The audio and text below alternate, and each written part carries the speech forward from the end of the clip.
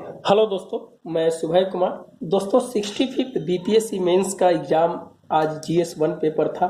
मैं अभी एक सिनॉप्सिस लेकर मैं आपके सामने आ रहा हूं। जो भी करंट का क्वेश्चंस पूछे गए उसमें क्या लिखना चाहिए था आपको, मैं इसका विस्तृत फिर मैं फॉर्मेट बना के दूंगा। अभी मैं सिर्फ है जो चर्चा है जो क्वेश्चंस का कर देता हूं। अब इसमें एक क्वेश्चन मैंने लिया हूं और इसके बाद आगे का क्वेश्चंस मैं डेली मैं 2 दिन में है जो इसको पूरा कर दूंगा। आपको क्या लिखना चाहिए था, देखिए दोस्तों, जो जीएस से पेपर वन का जो करंट अफेयर्स में उसे एक क्वेश्चंस पूछा था कि अंतर्राष्ट्रीय स्थानांतरण और व्यापार के संदर्भ में कोविड-19 महामारी के वैश्विक प्रसार के तरीके की चर्चा कीजिए।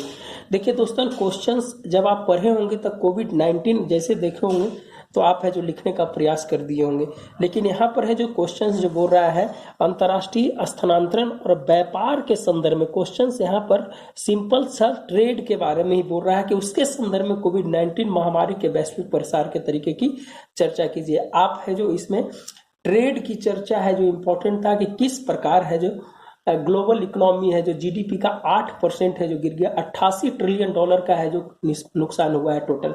8% टोटल ग्लोबल जीडीपी का है जो ये जो निश्चित रूप से है उसका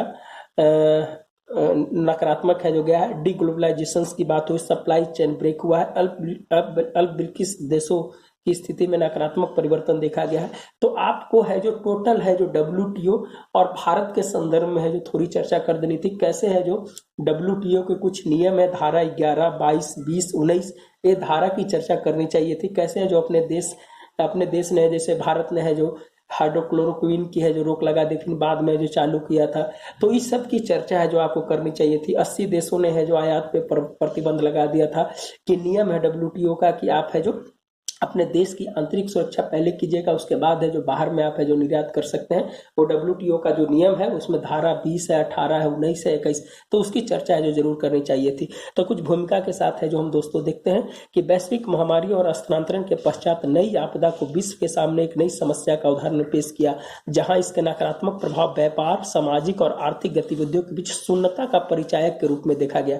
आप है जो निश्चित रूप से जब आप लिख रहे होंगे तो भूमिका एक अच्छा होना चाहिए, भूमिका में ज्ञान होना चाहिए। शून्यता का परिचायक के रूप में देखा जाए जिसके समाधान के लिए वैश्विक साझेदारी का एक अवश्य मंच की जरूरत है।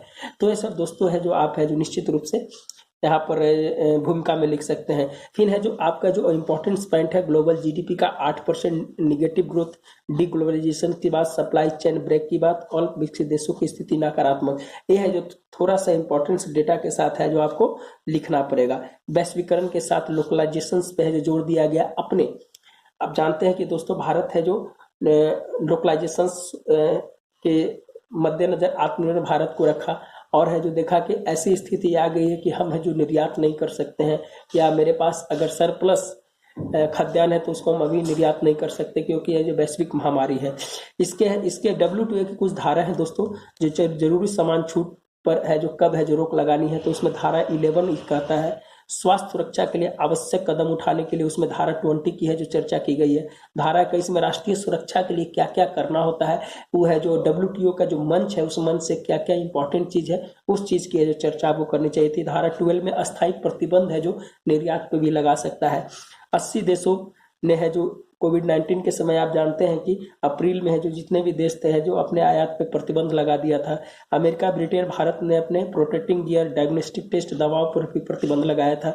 रूस और कजाकिस्तान ने गेहूं और आटे पर है जो प्रतिबंध लगा दिया था। चिकित्सा, कूटनीति, वैक्सीन, डिप्लोमेसी, ये सब है जो दोस्तों है जो इसमें व्यापार और इसके संदर्भ में है जो आपको लिखने की जरूरत थी।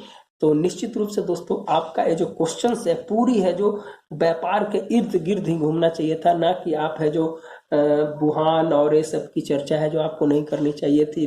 निश्चित रूप से है जो आप ट्रेड के ऊपर है जो आपका पूरा फोकस होगा। तो ये कुछ ऐसे 8, 9, 10 पॉइंट थे जिसपे जो आपकी चर्चा होनी चाहिए थी।